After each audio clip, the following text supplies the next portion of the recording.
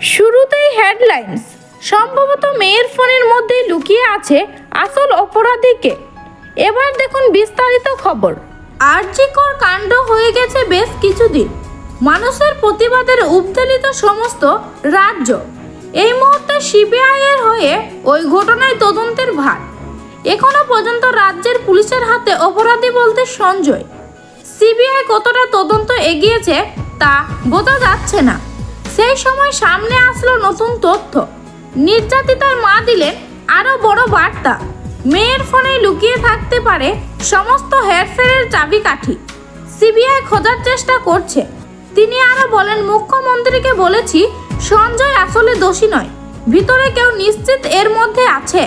রাজ্যপাল দেখা করেছে নিহত চিকিৎসকের মা ও বাবার সঙ্গে। কিছুটা ক্ষোভ প্রকাশ করে নিহত চিকিৎসকের বাবা বললেন, এখন পর্যন্ত তদন্ত খুব বেশি এগিয়েছে বলে মনে হচ্ছে না। পরে তিনি বললেন, রাজ্যপাল আমাদের আশ্বস্ত করে গেলেন আমাদের যতটা সহযোগিতা করতে পারেন। আমরা বললাম কে দায়িত্ব নিয়েছে, কি নিয়েছে সে তো আমরা জানি না। তিনি আরও বললেন, তথ্য প্রমাণ সংরক্ষণে দেরি করা হয়েছে। খুনের জায়গা গুরুত্বপূর্ণ তথ্য প্রমাণ লোপাটের আশঙ্কা ও প্রকাশ করল সুপ্রিম কোর্ট। আজ সিবিআই এর আইনজীবী সুপ্রিম কোর্টে দাবি করেন তদন্তের সমস্যার সম্মুখীন হতে হচ্ছে। তার অভিযোগ, জিডির ভিত্তিতে কি করে ময়না তদন্তের পর কি করে অস্বাভাবিকভাবে মৃত্যুর অভিযোগে এফআইআর, সব মিলিয়ে এখন তদন্ত কোনো সীমানায় তা স্পষ্ট নয়। শুরুতেই হেডলাইন্স। কলিকালের আসল বারণ। সোশ্যাল মিডিয়ায় একথা লেখার পর আরজিকর কাণ্ডের নিন্দা কপিল সিবালের। এবার জানুন বিস্তারিত খবর। আরজিকর মামলার সুপ্রিম কোর্টে রাজ্যের আইনজীবী কংগ্রেসের নেতা কপিল বিশাল। আর সেই কারণে শুধু রাজ্য নয়, গোটা দেশের মানুষকে তীব্র ক্ষোভের মুখে পড়ছেন সুপ্রিম কোর্টের প্রবীণ এই আইনজীবী। যদিও আরজিকর মামলার শুনানিতেও সুপ্রিম কোর্টের 3 বিচারপতি একের পর এক প্রশ্নে জর্জরিত করেছে রাজ্যকে।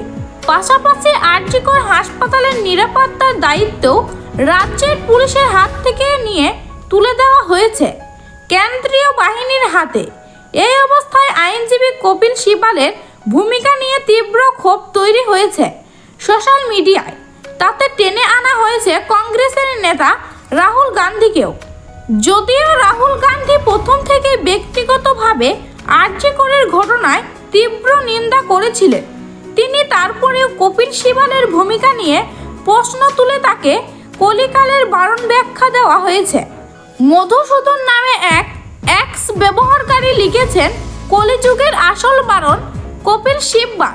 কেলেঙ্কারির পক্ষে 3 তালাক রক্ষা করেছেন, রাম মন্দিরের বিরুদ্ধে লড়েছেন, সিএ অপরাধের বিরুদ্ধে লড়েছেন, আরজিকর মামলার মমতা সরকারের পক্ষে।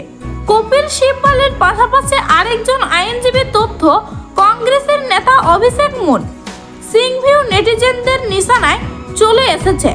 রণদীপ সিসোদিয়া নামে এক এক্স ব্যবহারকারী প্রতিক্রিয়ায় লিখেছেন, কংগ্রেসম্যান অভিষেক মনু সিংভিউ এবং কপিল সিবাল, এই দুটি মুখ সবসময় মনে রাখবেন।